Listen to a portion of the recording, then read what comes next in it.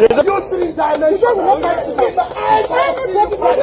You see in twin dimension. Lord, let your mercy prevail. Let your mercy prevail. We overcome any power of darkness. We overcome any voice of darkness. We silence the voice of darkness. Lord, the word says in Psalm 24. Salut les amis, aujourd'hui je voulais vous raconter une petite histoire que j'ai découverte sur l'Afrique, spécialement sur le Cameroun. Cela concerne le pasteur Franklin Nzifor. Vous savez, ce monsieur, il était candidat au Cameroun en octobre 2018. C'est un pasteur comme les pasteurs qu'on a en Haïti, c'est un prophète de Dieu, d'après ce qu'il avait dit. Et puis, il est né en novembre 1980. Ce que j'ai trouvé sur lui, sur le net, il est né en novembre 1980. Et puis, il a fondé son église dans les années 2000. Une grande église, église pentecôtiste, Kingship International Ministry, de Bonabéry à Douala. L'église comptait environ 5000 places, il recevait beaucoup de fidèles et il avait aussi beaucoup d'autres églises à travers le pays. Il possédait même une chaîne de télévision.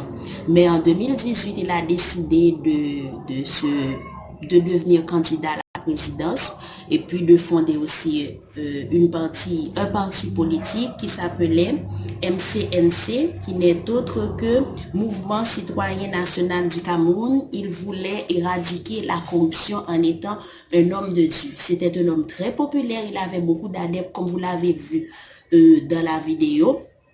Tous ces gens-là qui criaient parce qu'il était déclaré mort suite au Covid-19, au coronavirus. Alors, ce qui fait la particularité de son histoire, c'est que durant son vivant,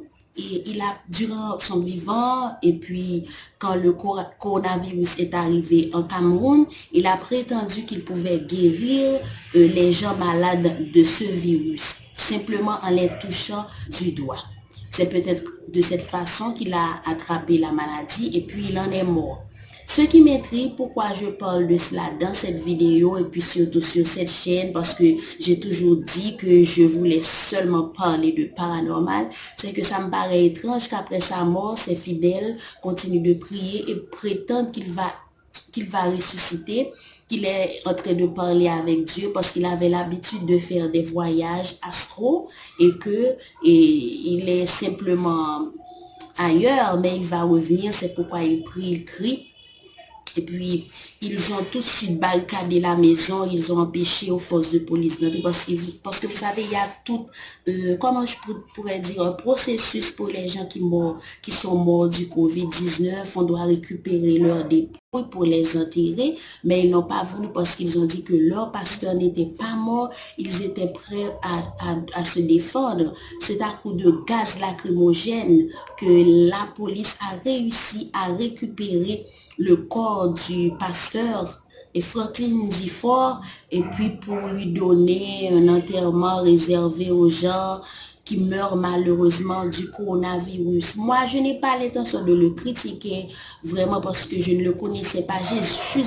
J'ai juste trouvé cette histoire un peu glauque et puis un peu comique aussi. Les gens, ils sont fanatiques à ce point et puis tous ces gens-là, ils ont peut-être attrapé la maladie. Aussi, ils peuvent même en mourir parce que la personne, il est mort et puis vous priez pour qu'il puisse ressusciter, vous dites qu'il est en conversation avec Dieu.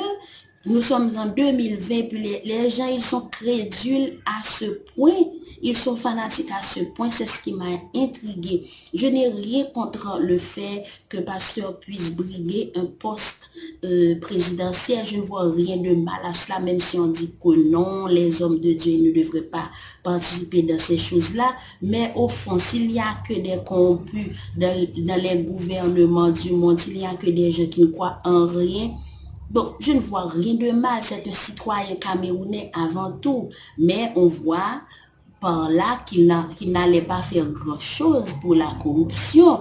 parce que quand même, il a bien berné ses fidèles, même ils voulaient être bernés, ils étaient plutôt crédules, mais il les a bien bernés. Et merci mes amis de m'avoir écouté. J'espère que vous avez aimé ma petite histoire sur le pasteur Franklin Ndifort. On aura tout entendu durant cette période spéciale, étrange et historique et inoubliable. Merci, à bientôt.